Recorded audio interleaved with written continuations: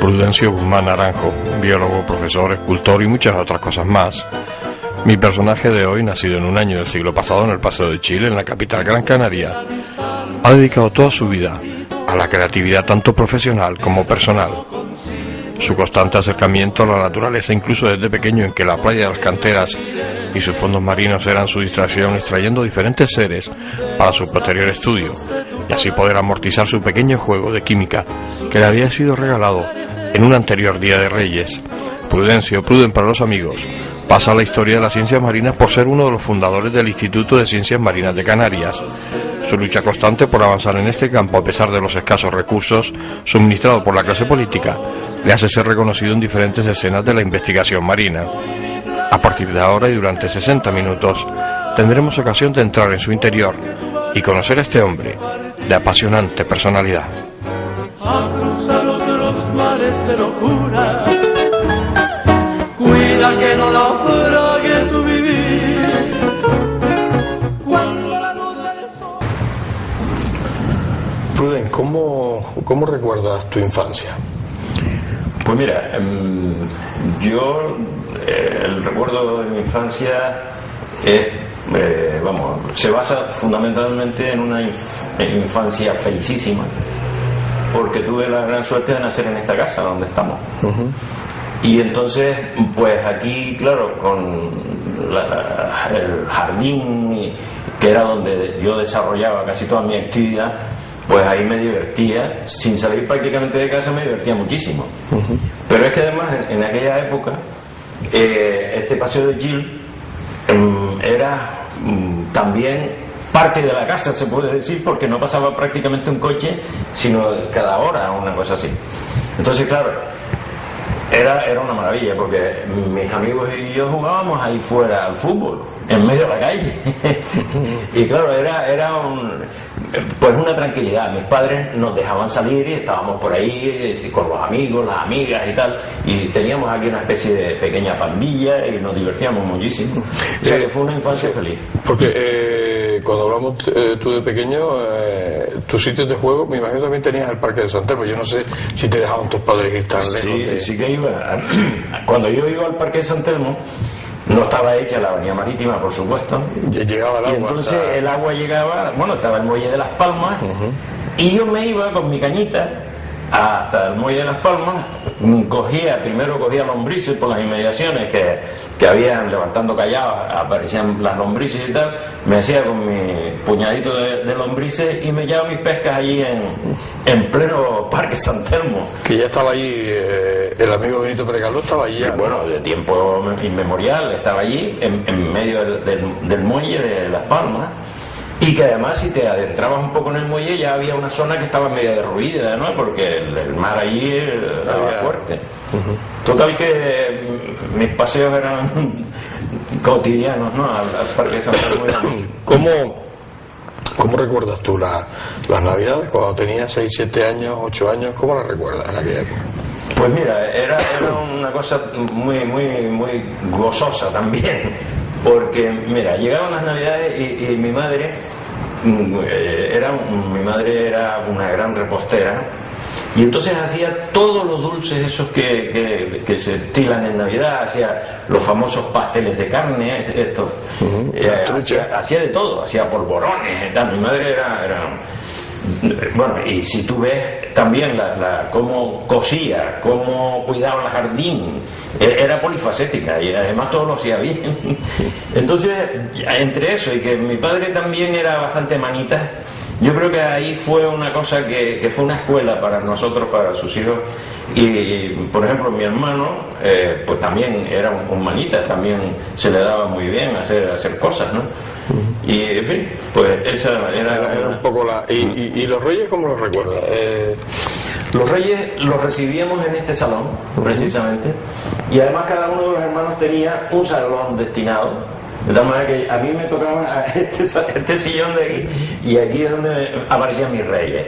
Entonces, claro, lo típico, ¿no? Desde que sonaban a las 5 de la mañana ya estábamos preguntando a ver si venían. ¿Han llegado los reyes? Y tal. Mi padre, no, todavía no han llegado, para poder dormir un poco más. Y así, bueno, siempre dando la lata. ¿Qué tipo de juguetes eran en aquella época? Pues mira, yo siempre tenía un balón, como mínimo. Pero después recuerdo, por ejemplo, algunas cosas interesantes. Por ejemplo, un juego de química que me pusieron, que me duró muchísimo tiempo y que además yo lo incrementé con más productos químicos y tal, porque en aquel entonces en la droguería se podían comprar productos y yo tenía, pues, en fin, todos los aminículos para hacer mis experiencias y tal. Y recuerdo también era una especie de como un hangar que tenía un eje vertical y sobre él basculaba un hierro donde en el extremo iba un avión. Entonces el avión tenía un motor de goma, tú arrollabas la hélice y después lo soltabas y empezabas a dar vueltas allí. Eso me acuerdo yo ser muy pequeñín, pero tenía la ventaja de que lo podías armar y desarmar. Estaba todo como si fuese un mecano, ¿no? Hecho, y eso pues te daba una agilidad, porque yo lo armaba y lo desarmaba a mi gusto cada vez que quería. En fin, son recuerdos que son imborrables, ¿no? ¿Tu llegada al colegio la recuerdas? O sea, ¿en qué colegio estuviste? Pues mira, el primer colegio al que fui fue a los jesuitas. Y me acuerdo que claro, ya te digo, la ciudad era un encanto en aquella época, porque yo salí de aquí siendo un pitucillo y mis padres me dijeron, bueno, al colegio.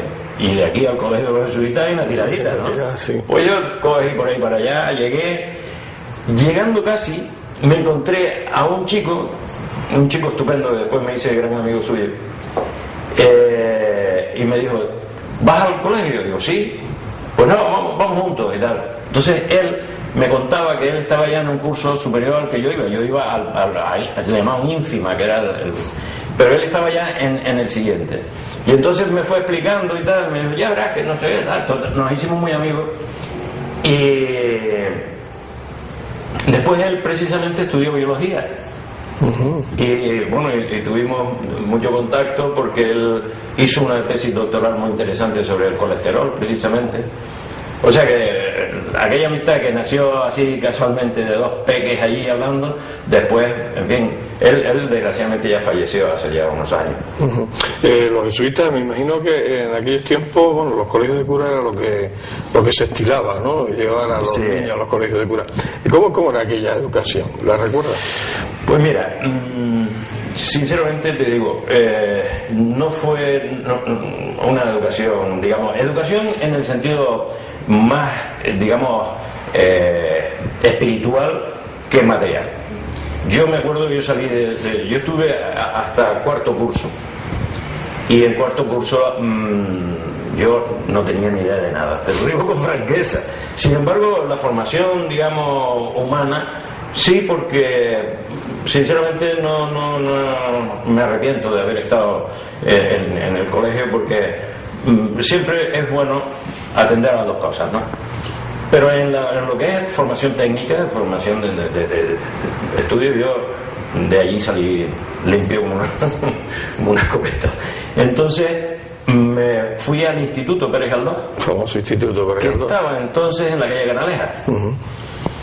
Y chicos, yo claro, llegué allí en quinto. Cuando me di cuenta de que no tenía ni idea, en quinto tuve que hincar los codos, en quinto y en sexto. Sí, pues los institutos se diferenciaban en aquella época porque el que no estudiaba no aprobaba. No. Los colegios de cura era diferente, pues bueno, Sí, si pagaba, ibas pasando y tal. Y se pagaba y entonces ya era otra historia, ¿no? Pero los institutos eran como muy duros, ¿no? En el instituto tú tenías que saberte las cosas, Si no pasaba ni de broma, vamos. Entonces, yo, como te digo, en quinto y sexto tuve que arrimar los codos, pero mucho. Y después venía la revalida. Entonces ya tuve la suerte de que quinto, sexto y revalida lo fui aprobando. Pero la mayor suerte que tuve fue que mi padre, que era un hombre consciente de que yo andaba un poco flojo, sobre todo al principio de mi estancia en el instituto, me puso un profesor que se llama don Cesario Rodríguez. Este señor era la maravilla de las maravillas dando clases, porque me hizo cogerle afición a los estudios, cosa que yo los despreciaba olímpicamente. Pero este señor era tan encantador, tan didáctico, era una persona fantástica, ¿no? Y entonces me hizo cogerle gusto a las matemáticas, a la física y a la química, que era lo que él nos enseñaba. Y lo mismo le pasaba a toda una serie de chicos que íbamos allí a sus clases, a una clase particular. Estaba por allá, por la calle esa donde estaba el cine Goya, ¿te acuerdas? El cine, sí, pues por ahí estaba. No, el cine Bahía, era el Bahía. Era don Cesario Rodríguez. Bueno, yo le cogí tanto cariño a don Cesario que ya cuando ya fui siendo mayor, él siempre me preguntaba, ¿qué estás estudiando? Y yo le decía, pues estoy en biología y tal, no sé qué. Y fue tanto el aprecio que yo cuando lo veía no le daba la mano, le daba un beso, ¿sabes? Sí, como si fuera un familiar. Para mí fue un padre, ¿no? Fue un padre en ese sentido, porque me despertó el gusto por el estudio, ¿sabes? Y eso, claro, no lo he perdido. ¿Cómo eran las diversiones de la juventud? Ya cuando hablas de la juventud, ya cuando tenías tus 15, 16 años, ¿cómo era? ¿Se iba a la calle Triana o ya se había superado? No, la calle Triana estaba en pleno auge. Le llamábamos el tontódromo. Y era paseando arriba y abajo, conociendo a niñas nuevas y tal, y haciendo amistad con... Y te digo una cosa, yo también lo recuerdo con mucho cariño, ¿no? Porque... después cuando ya se hace uno mayor y ves a las pandillas de chicas que habías conocido en aquel entonces y tal, y les recuerdas, pues eso es una cosa encantadora, ¿no? ¿Y qué tipo de diversión tenían? ¿Habían bailes? Lo típico de aquella época, que era hacer lo que llamamos los guateques, las reuniones, unas reuniones que normalmente era también muy gratificante, porque eran reuniones que se hacían en las casas particulares, sobre todo en las azoteas, en las azoteas. Para tener la independencia de la familia, ¿no? Entonces te permitían, pues, eso, invitar a tus amigas y amigos y ponías música, se hacía el famoso cap, ¿te acuerdas? que a veces... lo que algunos le denominan sangría también, sí. Pero era con 500 bebidas, ¿no? Efectivamente.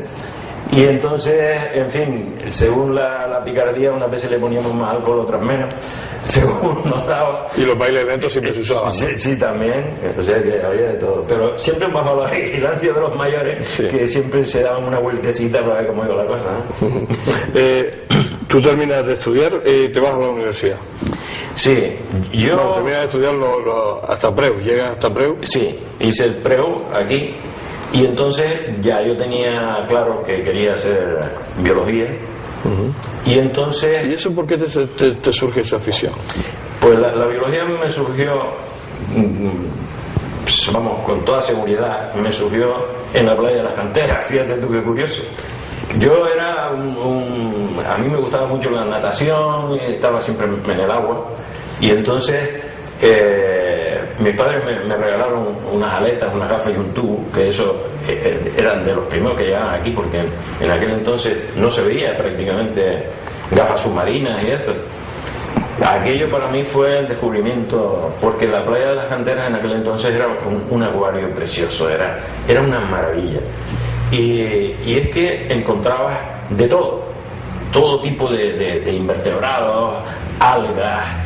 Para mí aquello fue que me despertó la curiosidad y me dediqué pues siempre a coger un bichito, me lo traía a casa, lo conservaba, lo llevaba al colegio para que me dijeran qué bichito era, en fin, empezaron mis padres, como veían tanto interés, empezaron a regalarme libritos con cosas de biología y tal. Y chicos, así me surgió y fue concretamente biología marina lo que a mí me interesó desde el principio. Y terminas el preu y te vas. Y entonces todavía en la laguna no habían puesto biología. Entonces yo hice el selectivo, que era común, pues lo pude hacer en la laguna, pero ya el resto de la carrera la hice en Madrid. Y entonces ya me fui a Madrid. Y ¿cómo fueron esos años en Madrid? ¿Cómo fueron? Maravilloso. Madrid además en aquel entonces era una cosa maravillosa. Yo le cogí muchísimo cariño a Madrid, porque mira, en Madrid trabajé muchísimo, me divertí muchísimo, tuve una suerte inmensa porque el curso que cogí era un curso de una gente maravillosa, ¿sabes? Tan maravillosa que hemos seguido viéndonos todos los años. Todos los años hacemos un viaje juntos. ¿Ah, sí? Y es una peña, formamos como una familia. Además, en esos viajes no pueden ir los cónyuges, vamos solo los alumnos, los compañeros de clase. ¿Y organizan un viaje? Sí, todos los años.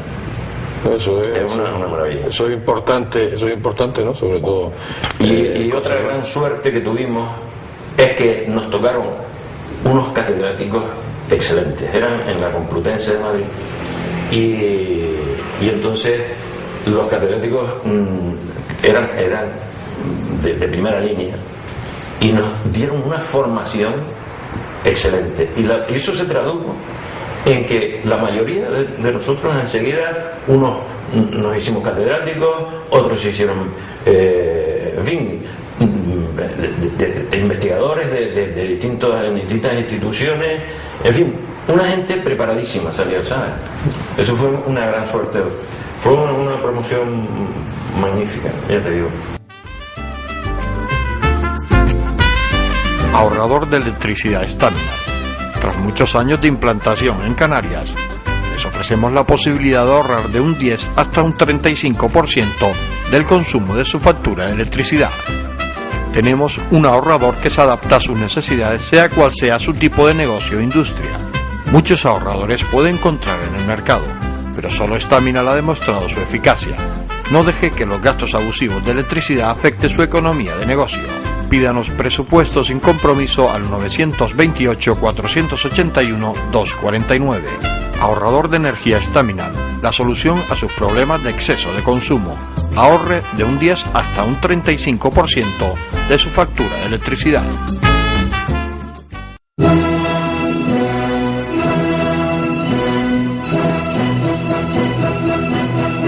Una nueva edición del Festival de Zarzuela de Canarias presentan los amigos canarios de la zarzuela.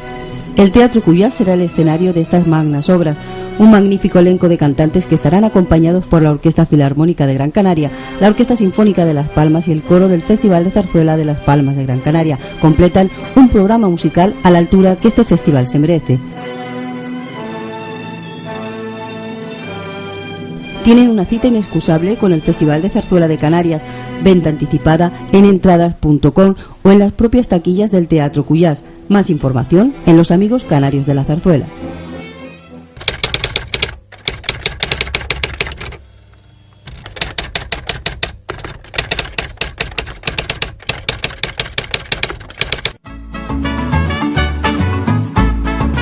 El ahorrador de electricidad Staminal es el único aparato en el mercado que reduce el consumo de electricidad tras haberse instalado en miles de hogares en Canarias. No deje que su factura de electricidad afecte su economía familiar.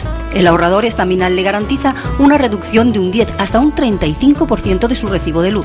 Staminal no necesita ninguna instalación especial, es autoinstalable y no consume electricidad. Diga basta al excesivo consumo de electricidad y llámenos al 928-481-249. Reduzca hasta un 35% de su factura de electricidad. Staminal, su seguro de ahorro.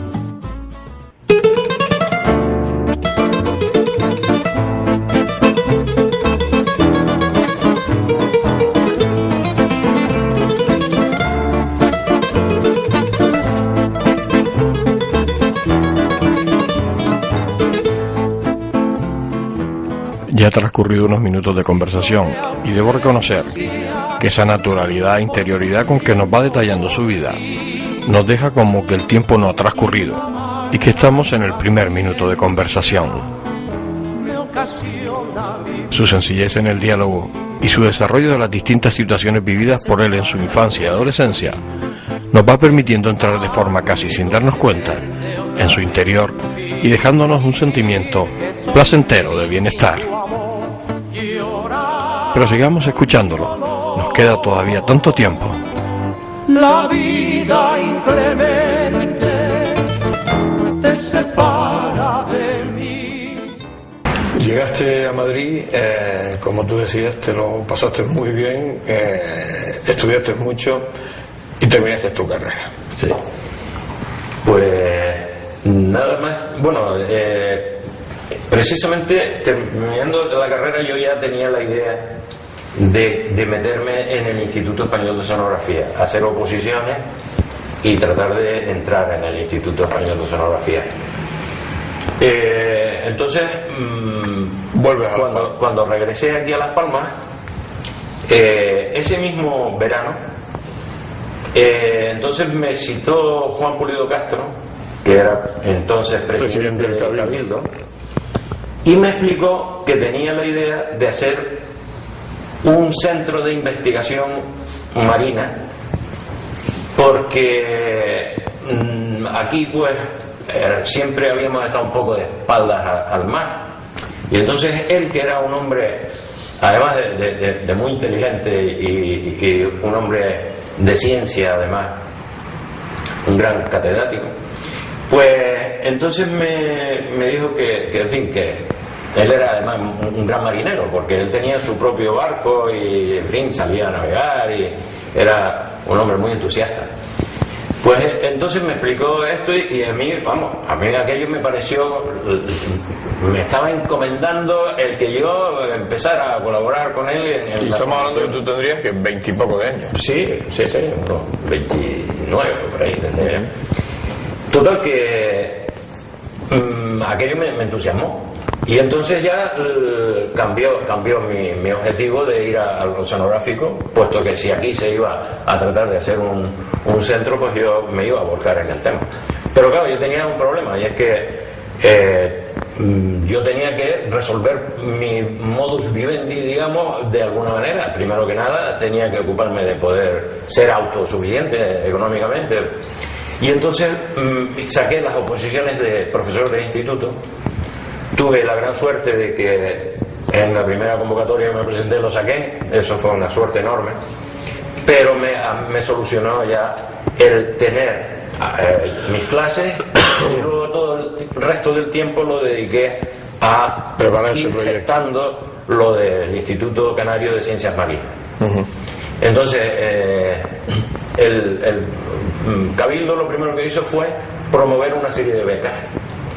Y estas becas eran ya para posgraduados que se interesaban también en el tema del Instituto de Ciencias Marinas, y efectivamente fueron concediéndose unas becas, y los becarios fueron destinados a distintos laboratorios de la península, sobre todo del Consejo Superior de Investigaciones Científicas, y bueno, pues así transcurrieron una serie de años.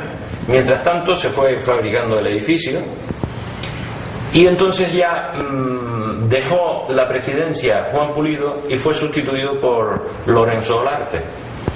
Lorenzo Olarte se encontró con que ya esto prácticamente estaba bastante ya desarrollado, y entonces él lo consiguió, lo asumió con mucho interés y mucho agrado, y puso ya el impulso final, y empezamos ya a trabajar en el laboratorio.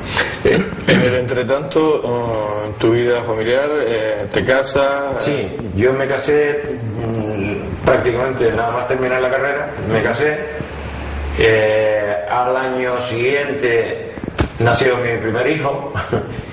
Y en fin, bueno, pues se encauzó mi vida desde el punto de vista familiar, y fui, pues eso, trabajando en el instituto, trabajando en la gestación del Instituto Canario de Ciencias Marinas, y bueno, pues En aquel tiempo tu vida muy implicada en la investigación, porque estabas metido tal, y muy implicada en la docencia, ¿no? Eran tus dos maneras de desarrollar esa vida profesional, ¿no? Pues fíjate, yo ya sabía que la investigación me apasionaba, ¿no? Pero cuando probé la docencia me di cuenta de que me apasionaba aún más la docencia, porque para mí fueron unos años muy felices mientras yo di clases. Fíjate que yo estuve dando clases 35 años, impartiendo biología, y fueron los ratos que yo pasaba en clase para mí deliciosos, vamos. Pues yo tuve la gran suerte de que casi siempre daba clase en el nocturno. Y claro, al nocturno siempre acudía gente que ya había dejado de estudiar en algún momento, pero que luego por razones diversas, de trabajo o de lo que sea, pues se incorporaban de nuevo a estudiar. Era gente muy interesada. Entonces yo disfrutaba mucho dando clases, te lo digo con franqueza, porque era gente con una cierta madurez y mis clases eran pues, muy agradables. Porque más tú terminabas de salir del instituto de Ciencias Marinas, ibas al instituto del señor Samedia, ¿no? Efectivamente, sí. O sea que hacía jornada continua, ¿no? Eso fue durante una serie de años hasta que surgió la ley de incompatibilidades y entonces ya me quedé en el Instituto de Ciencias Marinas. Tuviste que dejar de eso lo sentiste tú mucho. Muchísimo. Fue una cosa que nunca entendí, porque cuando en aquel entonces tú sacabas una oposición, esa oposición era para siempre, era para toda la vida. Bueno, pues fue una decisión del gobierno en un momento determinado decir, bueno, pues estos señores que tienen en propiedad una plaza, pues ahora se quedan sin la plaza, tranquilamente. Entonces, claro, pues tuvimos que asumir la cuestión y no, qué remedio. Llega tu momento de que decide, bueno, pues llega el momento de la jubilación y te nace una afición que yo no sé si tú anteriormente habías tenido algún tipo de inquietud en eso, que es la escultura. Sí. ¿Tú desde pequeño tuviste alguna, o eso te nace? No, verá, es que mi padre ya hacía algo de escultura, ¿sabes? Y además era muy polifacético mi padre, porque fíjate, él era militar, pero sin embargo era un hombre de una gran cultura, tenía muchas aficiones, leía muchísimo, escribía, hizo un par de novelas, escribió hasta un libro de cocina y pintaba muy bien, pintaba al óleo muy bien, tengo por aquí cuadros pintados por él, y hizo también algo de escultura. Entonces yo todas estas cosas yo me admiraba mucho, pero ni siquiera pensaba en que podía yo meterme, porque yo con el trabajo ya tenía más que suficiente, no tenía tiempo material para dedicarme a otra cosa. Pero yo sí tenía en la cabeza que en fin, cuando tuviese tiempo tenía que hacer alguna actividad de este tipo.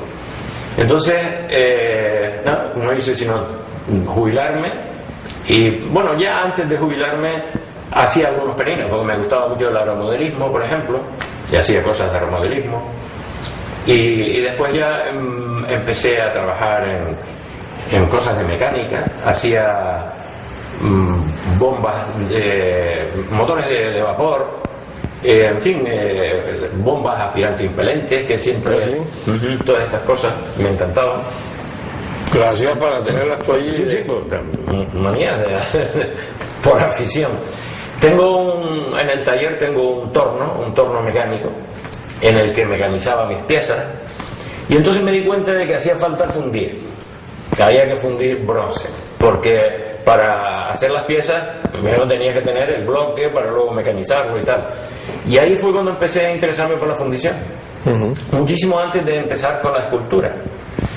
Y entonces me fundía mis piezas, luego las mecanizaba, hacía todas estas cosas que te digo de motores de vapor y cositas así. Hasta que encontré un día, me enteré de que un buen amigo mío tenía una academia de escultura, precisamente. Y no sé si tú lo conoces, se llama Manuel Bautista Zambola, le llamamos Tachi, un nombre casero. Es una gran persona, tiene muchísimos alumnos y alumnas, y además tiene una academia, digamos, donde el ambiente es encantador. Tú vas ahí, te pones a hacer tus trabajos y disfrutas muchísimo. Y además pues hay una camaradería y en fin, es muy agradable. Ahí, en cuanto yo me enteré de que tenía esto, fui rápidamente a rogarle que me admitiese de alumno, y me dijo que con los brazos abiertos, ¿no? Y entonces empecé a hacer mis pininos en escultura. Y algo, en fin, empecé entonces a hacer algunas cositas de tal, y pasarlas a bronce. O sea, que después las pasaba. Exactamente. Entonces modelaba en barro y luego lo pasaba a bronce. El haber conseguido fundir bronce se lo debo también a una persona que me ayudó muchísimo, que es un chico que trabaja precisamente en la fundición, se llama Kiko, y de una forma súper generosa me enseñó los pasos que tenía que dar para yo iniciarme en el tema, ¿no? Yo había conseguido un vídeo de donde se reproducía todo el proceso de la fundición a la cera perdida, y entonces cogí y me digo, caramba, pues no me parecía tan difícil y tal. Y entonces fue cuando conocí a Kiko, y Kiko me fue diciendo, mira, los materiales se compran aquí, esto debes hacerlo de esta manera y tal. Le di mucha lata, pero al final conseguí fundir bronce, y cada vez que lo veo le doy un abrazo, le digo que fue mi profesor, ¿no? Ya en tu tiempo de escultor, ¿todavía no has expuesto?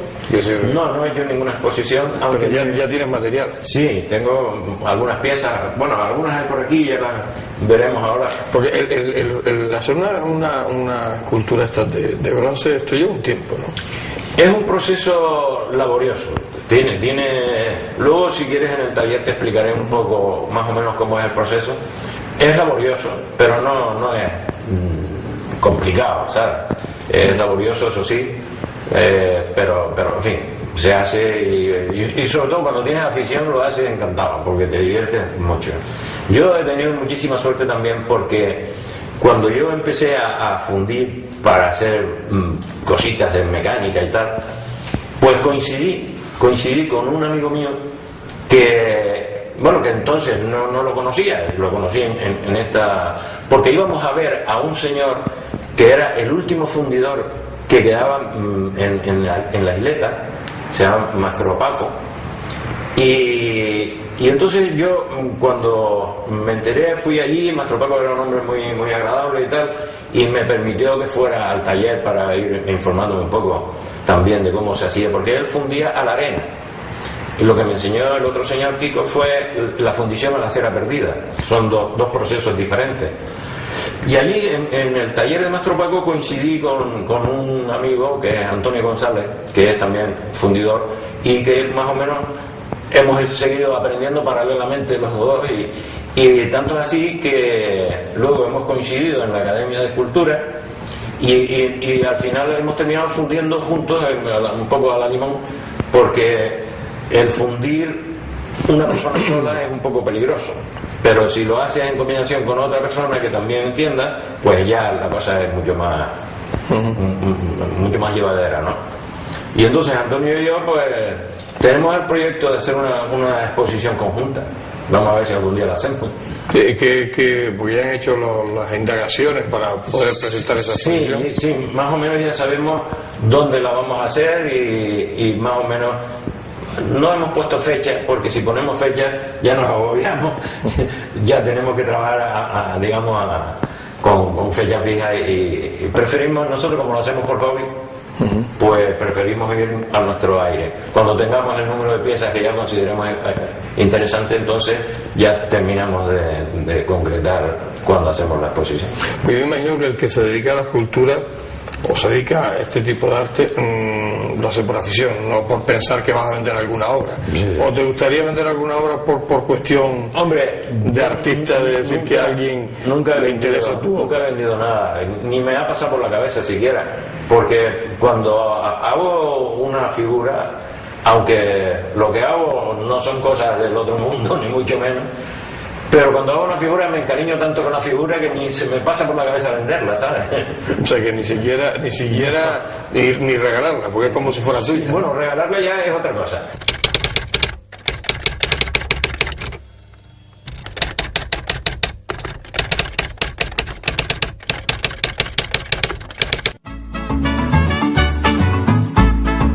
El ahorrador de electricidad Estaminal es el único aparato en el mercado que reduce el consumo de electricidad tras haberse instalado en miles de hogares en Canarias. No deje que su factura de electricidad afecte su economía familiar. El ahorrador Estaminal le garantiza una reducción de un 10 hasta un 35% de su recibo de luz. Estaminal no necesita ninguna instalación especial, es autoinstalable y no consume electricidad. Diga basta al excesivo consumo de electricidad y llámenos al 928-481-249. Reduzca hasta un 35% de su factura de electricidad. Estaminal, su seguro de ahorro.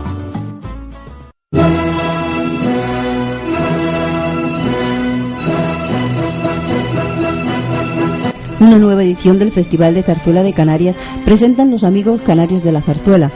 El Teatro Cuyás será el escenario de estas magnas obras. Un magnífico elenco de cantantes que estarán acompañados por la Orquesta Filarmónica de Gran Canaria, la Orquesta Sinfónica de Las Palmas y el coro del Festival de Zarzuela de Las Palmas de Gran Canaria. Completan un programa musical a la altura que este festival se merece. Tienen una cita inexcusable con el Festival de Zarzuela de Canarias. Venta anticipada en entradas.com o en las propias taquillas del Teatro Cuyás. Más información en Los Amigos Canarios de la Zarzuela.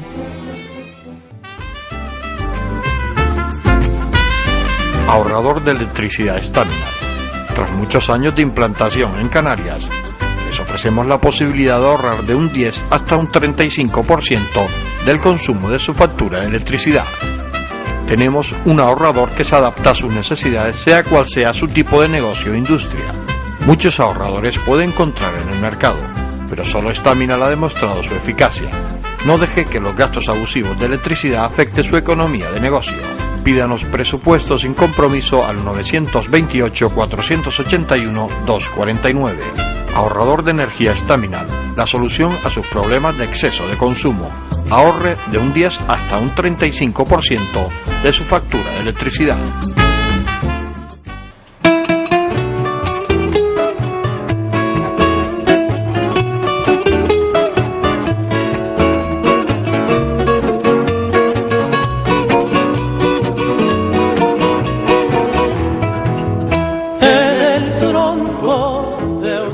A medida que pasa la entrevista, voy dándome cuenta de que Pruden es alguien especial, a lo mejor no comprendido por la mayoría de la gente.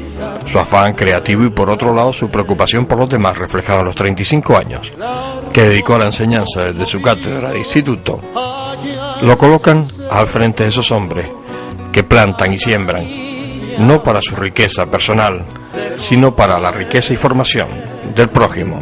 Yo soy el árbol, conmovido y triste. Tú eres la niña que mi tronco hirió. Yo guardo siempre tu querido nombre y tú, ¿qué has hecho?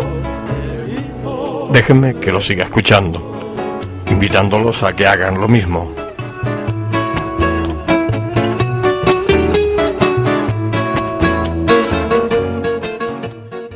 ¿Te ha quedado esa espina clavada por algo que te ha quedado por hacer? ¿O borrarías algo de lo que has hecho? Pues mira, yo creo, sinceramente, que no borraría nada, creo. Porque si bien hay periodos de trabajo en que he tenido muchos sinsabores, pero ahora que lo miro desde esta distancia, aquello tenía que suceder para que hoy pudiera, pues, un Instituto Canario de Ciencias del Mar, por ejemplo, estar funcionando pues a todo trapo, es muy conocido y tal, o sea que todos aquellos sacrificios, aquellos sinsabores han dado su fruto y eso a mí me satisface mucho, ¿sabes? Y luego la parte que te decía de la docencia, que es la que más me ha llenado en realidad. ¿Y te ha quedado algo por hacer o algo que no pudiste hacer en su debido momento y que hoy lo haría? Pues seguro que sí, pero la verdad es que en este momento no te sé explicar. Yo creo, no sé, yo me encuentro muy satisfecho de mi trayectoria, ¿no? A lo mejor habían cosas que podía haber hecho mejor o lo que sea, pero bueno, eso es humano. ¿Tienes muchos enemigos, Pruden? Pues yo creo que no. Por lo menos es posible, a lo mejor que tenga enemigos, pero yo no lo siento como tales. Yo creo que el enemigo sufre más que el interesado. Que el interesado, sí. ¿Y amigos? Amigos sí tengo. Tengo amigos, pero amigos de verdad, es decir, de lo que existen ya. Porque hay muchos conocidos y amigos. Amigos tengo algunos también, y además entrañables. Sí, sí. La amistad la has cultivado. La amistad me parece importantísima, fundamental.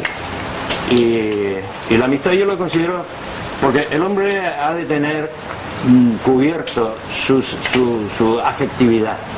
Entonces, en el hombre pues existe la afectividad de tu pareja femenina, pero la afectividad de los amigos es también muy importante, muy importante.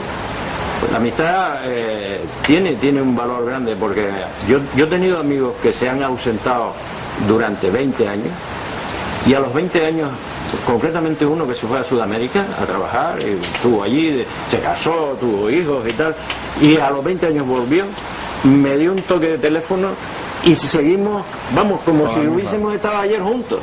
Fue una cosa emocionante, ¿no? Y eso, la amistad, por eso tiene ese arraigo tan fuerte. A mí me parece fundamental. ¿Qué piensas de la política, Pruden? Pues mira, la política es algo muy necesario, pero que, por desgracia, a veces toma derroteros que son tremendamente insatisfactorios para la sociedad, ¿no? Eso lo estamos viendo día a día. ¿Nunca te hicieron ninguna oferta política de meterte en el ajo? En una ocasión sí, me hicieron una oferta, pero es que yo no tengo espíritu de político. O sea, tiene muchos escrúpulos para ser político, ¿no? Pero entiendo que la política es necesaria, pero también entiendo una cosa, y es que el hombre es un ser que el poder lo estropea. Y yo no quería estropearme de ninguna de las maneras. Yo no... Porque además es que cuando vives en política te ves sujeto a una serie de presiones, y hay que ser muy fuerte para no caer en eso, ¿no? Así que yo prefiero ser un ciudadano de a pie. En tu vida profesional tuviste que toparte con la política muchas veces. Mucho, claro, mucho. Pero bueno, era algo que tenía que soportar y lo llevé como pude. Lo llevaste como pudiste. ¿Qué piensas de la televisión hoy? Y lo digo porque además estás en el medio, ahora te estoy entrevistando, esta última televisión que estamos viendo. ¿Qué impresión te da? Pues mira, la verdad es que algunas de las cadenas son francamente, aterradoras y patéticas.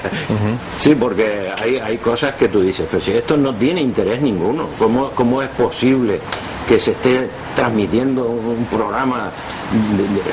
Yo cuando veo, por ejemplo, que cogen a un señor que viene y seguramente pagado, pero que ese señor, entre 6 o 7 periodistas lo van a estar saeteando, y yo me parece humillante para este hombre, y además vejatorio. Yo ese tipo de programas, la verdad, me parecen terriblemente malos. Cambiamos el tema. ¿Muchos proyectos? Pues sí, bueno, los proyectos que tengo se están basando casi todos en lo que hemos estado hablando, ¿no? Como he descubierto estas facetas de artista novel, pues mis proyectos son pues continuar en esta línea, porque me siento muy feliz haciendo estas boberías, ¿no? De hacer una figura, pasarla a bronce y tal. Me encuentro muy lleno. Y la ilusión, muchísima. Sí, mucha ilusión. Mi mujer me ayuda mucho, porque porque ella se entusiasma también con esto. Muchísimas veces me ayuda en el taller, y muchas de las obras que he hecho me ha ayudado. O sea, tiene una parte. Sí. O sea, que ya podía firmarla ya al lado, ¿no? Eso es bueno, ¿no? Sí. No, sobre todo porque además cuando la pareja entiende esa afición, claro, y colabora, ¿no? Claro, es compartir la afición con la pareja, es algo maravilloso. A estas alturas de tu vida, me decías al principio que te sentías bien, que tienes muchísima ilusión y que tienes muchos proyectos, ¿correcto? ¿No? Así es. Absolutamente. O sea que a partir de ahora, un montón de cosas que hacer. Sí. Bueno, ya te digo, yo tengo la ilusión de no parar en este campo. A lo mejor de repente me surge alguna afición más, pero bueno, la afrontaremos. Lo hablábamos antes en la entrevista, al principio, bueno, a la mitad de la entrevista, una de tus ideas es exponer. Sí, tengo ilusión por exponer. Y además... pero no vender, ese es un tema secundario que no te... Si la exposición lleva emparejado la venta, pues, ¿por qué no? Ya en su momento ya se decidirá. Pero la ilusión que tengo es que este buen amigo Antonio González también tiene ilusión en hacer una exposición. Y entonces pensamos que uniendo piezas suyas y piezas mías, pues tenemos un poco más de empaque, digamos, para hacer una exposición exitosa, ¿no? Vamos llegando poco a poco al final. ¿Cómo te gustaría que fueras recordado? Pues mira, francamente, lo que me interesa sobre todo es que mi familia y mis amigos me recuerden. Hombre, actualmente yo tengo unas grandes satisfacciones, por ejemplo, cuando me encuentro con mis alumnas y alumnos antiguos. Vamos, que he tenido, no sé decirte, pero yo creo que algunos miles tengo, porque 35 años dando clases dan para mucho. Dan para mucho, sí. Entonces, cuando me encuentro con estos alumnas y alumnos y tal, y hablo con ellos y recuerdan con satisfacción las clases, eso a mí me llena de una manera terrible, ¿sabes? Y entonces, bueno, pues creo que para esta gente, pues ese recuerdo, pues ya me satisface mucho. Ahora, el recuerdo en el tiempo, pues será el de mis hijos, el de mis nietos. El resto de la gente te olvida, lógicamente, y además creo que es ley de vida, ¿no?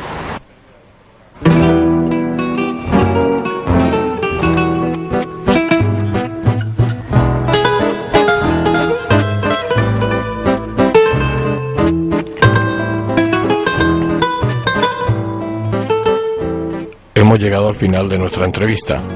Si de serles sincero, no me he dado cuenta de que casi ha pasado una hora.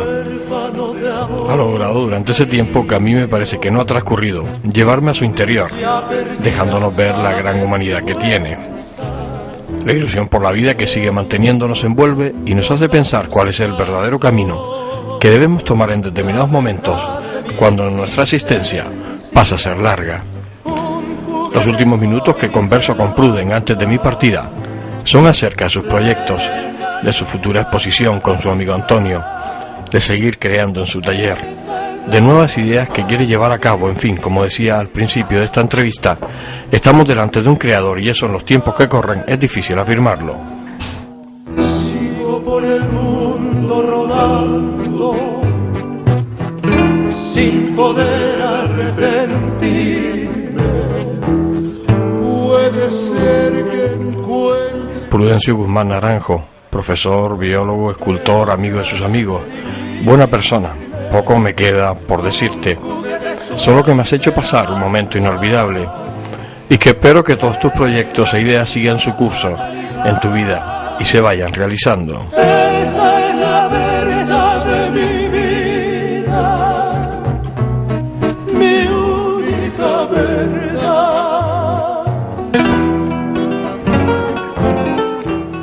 Pruden, querido amigo, déjame decirte solo una cosa. Gracias y hasta siempre.